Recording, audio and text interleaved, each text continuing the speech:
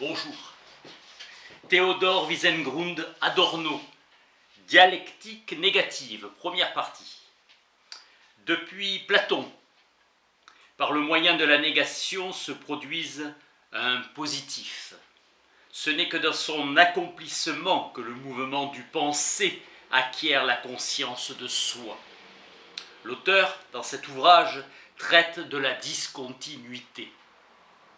Pour Walter Benjamin, il faut traverser les déserts glacés de l'abstraction pour parvenir au point où il est impossible de philosopher concrètement. Cheminement de la dialectique négative, qui pourrait s'appeler antisystème.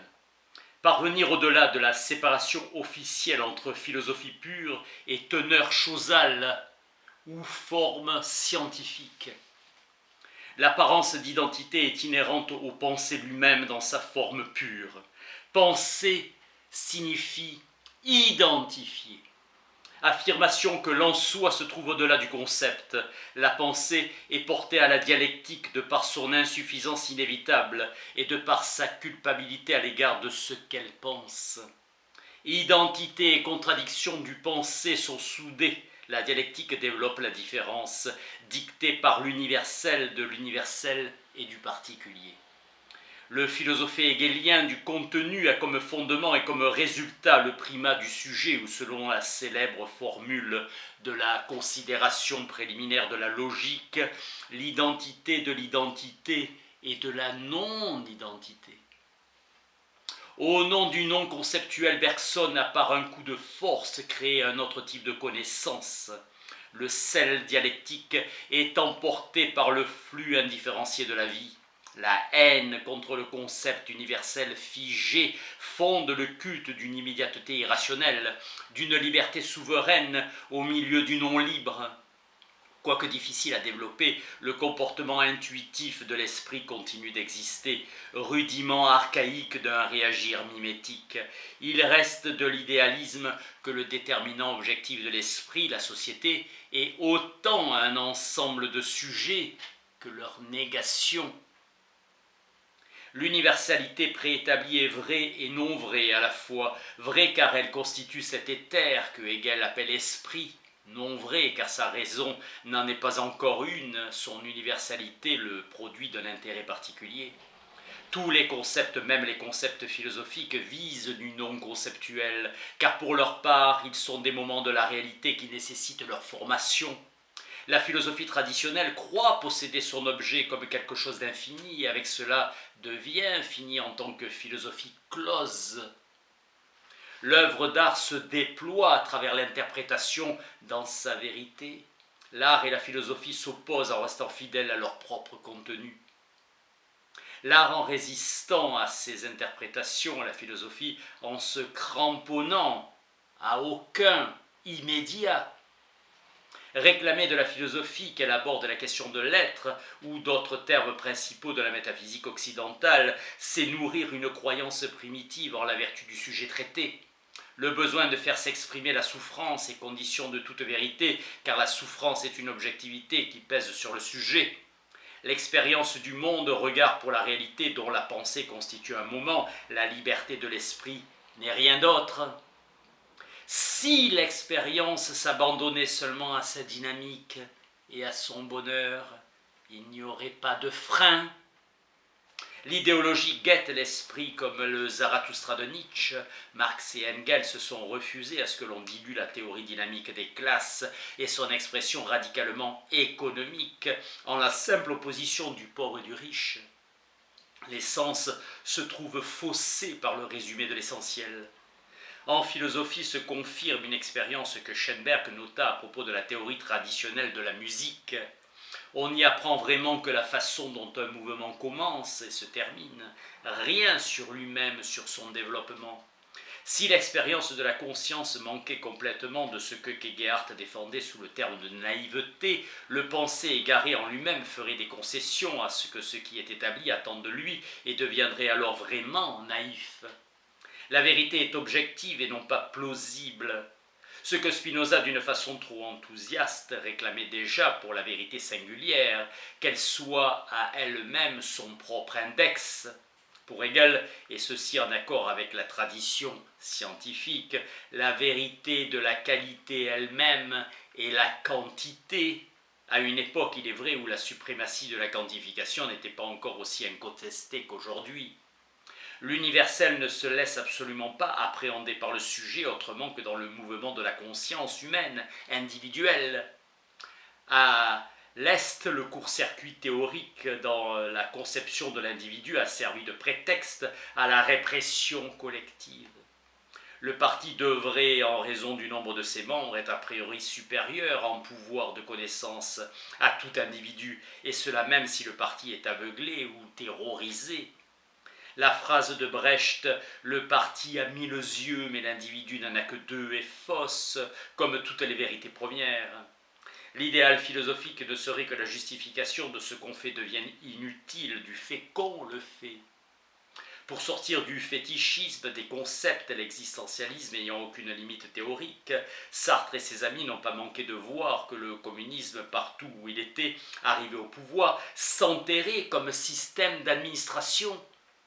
Comme pour Fichte, toute objectivité est indifférente pour l'existentialisme. La représentation d'une liberté absolue de décision est aussi illusoire que celle du moi absolu qui engendre le monde à partir de lui. On a donné au non-moi une prépondérance drastique sur le moi. Le fondement de l'idéalisme philosophique, la domination même de la nature, a perdu la certitude de sa toute-puissance, précisément à cause de son expression excessive et car la conscience des hommes se traînait derrière en boitant. L'être est ce qu'il est. L'herméneutique de Heidegger s'est approprié le revirement contre la théorie de la connaissance, inaugurée par Hegel dans l'introduction à la phénoménologie. Depuis Schelling, philosophie du contenu était fondée sur la thèse de l'identité, maxime phénoménologique d'Heidegger, selon laquelle la pensée doit se plier à ce qui se donne à elle ou finalement s'y destine. Plus le monde est socialisé, plus la couche des déterminations universelles qui enveloppe ces objets est épaisse, plus le fait isolé a tendance à laisser immédiatement transparaître ce qu'il a d'universel, Gunther Anders. Dans la cession de l'être, du spirituellement médiatisé à la vision réceptive, la philosophie converge avec la vision platement irrationaliste de la vie. L'être parle toujours suivant sa dispensation, donc d'une manière pénétrée de tradition, des valeurs éternelles compromises, il ne reste plus rien que la confiance en la sainteté de l'essence, être privilégié par rapport à tout ce qui est chosifié.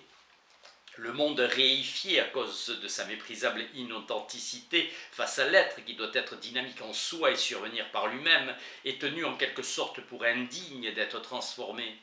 À aucun prix, l'être doit être une chose. Socialement, la conscience subjective des hommes est trop affaiblie pour faire sauter les invariants selon lesquels elle est emprisonnée. Une conscience réifiée est un moment dans la totalité du monde réifié. La doctrine des invariants éternise le caractère minime de la transformation et sa positivité le mal. Dans le caractère médiatisé de l'être aussi bien que du « et » se cache pourtant le sujet. L'être comme thème fondamental de la philosophie n'est pas un genre de l'étang, bien qu'il concerne tout étang. Son universalité doit être recherchée plus haut. La transcendance de l'être là, pour privilège d'impliquer la possibilité et la nécessité de l'individuation la plus radicale. La philosophie ne consiste ni en vérité de raison, ni en vérité de fait. Son histoire est un insuccès permanent dans la mesure où, terrorisée par la science, elle s'est toujours abandonnée à ce qui présente de la fermeté. Néanmoins, la philosophie ne renonce pas à la vérité, mais elle met en lumière le caractère borné de la vérité scientifique. La question de l'être, dit Heidegger, a donc pour fin de déterminer la condition a priorique de la possibilité non seulement des sciences qui étudient les temps en tant qu'il est tel et qui en cela se meuvent déjà dans une compréhension de l'être, mais encore de toutes les ontologies qui précèdent les sciences ontiques et les fondent. Il n'y a pas d'être sans étant se trouve ramené à la forme selon laquelle à l'essence de l'être appartient l'être de l'étang. De cette façon, l'étang devient essence. L'histoire du penser est aussi loin qu'on puisse la suivre, dialectique de l'Aufklärung, vieux renoncement platonicien selon lequel le non sensible est ce qu'il y a de plus élevé, la logique sublime au plus haut point, l'idéal ascétique et le fétichise dans laquelle l'idéal ascétique trouve sa vérité, contre le leurre d'une réalisation décrétée, le concept qui devient pur en chassant son contenu fonctionne subrepticement comme modèle d'une organisation de la vie où, malgré tout le progrès de l'appareil, la pauvreté ne doit disparaître à aucun prix. Ce qu'il y a de vrai dans le concept d'existence, c'est la protestation contre un état de la société et du pensée scientifique qui exclut l'expérience non réglementée, virtuellement le sujet en tant qu'il est le moment de la connaissance. Ce qu'est l'homme ne se laisse pas indiquer, il régresse derrière tout ce qui lui est adjugé comme invariant et traîne avec lui comme héritage social les mutilations qu'il a subies depuis des millénaires.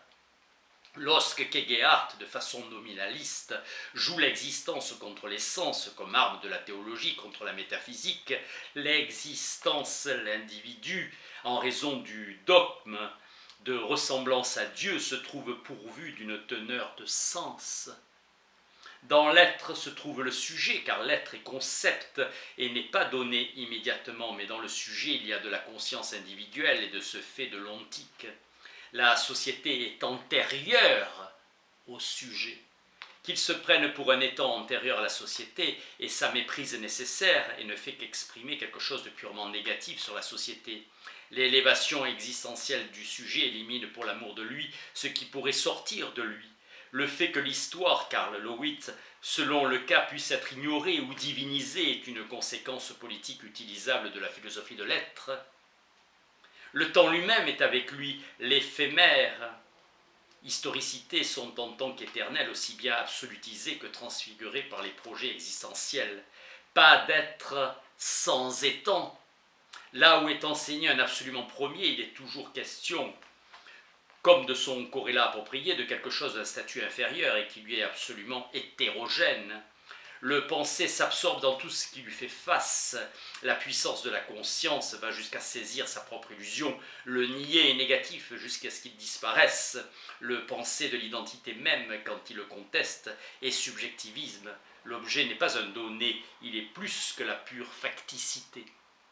La vérité serait la ruine du sujet par le passage au primat de l'objet. La dialectique devient matérialiste. Toute sensation est aussi en elle-même impression corporelle. La souffrance est physique. Toutes les activités de l'espèce se rapportent à sa perpétuation physique.